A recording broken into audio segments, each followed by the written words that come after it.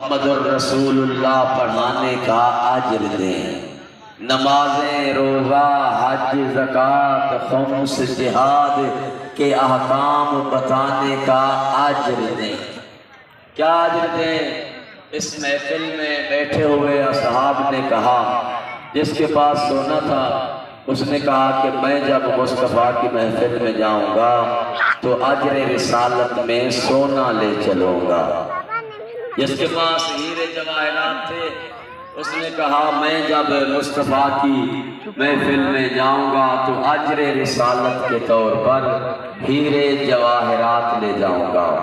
जिसके पास माल और दौलत था उसने कहा मैं माल और दौलत लेके चलूंगा। असहाबे किराम जमा हुए, सोने और चांदी वाले ने सोना चांदी लिया, हीरे जवाहरात वालों ने हीरे जवाहरात लिए, माल और दौलत वालों ने माल और दौलत लिया।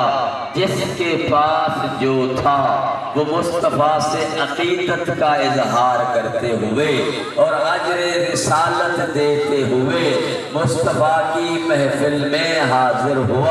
सब असहाबे किराम जमा हैं, लेके आए हैं अज्र रिसालत के तौर पर ये तमाम चीजें। सलाम किया, पैगंबर ने सलाम का जवाब दिया। पूछा कैफ़ जि'तुम, कैसे आना हुआ या असहाबी, वो मेरे सहाबा कैसे आना हुआ?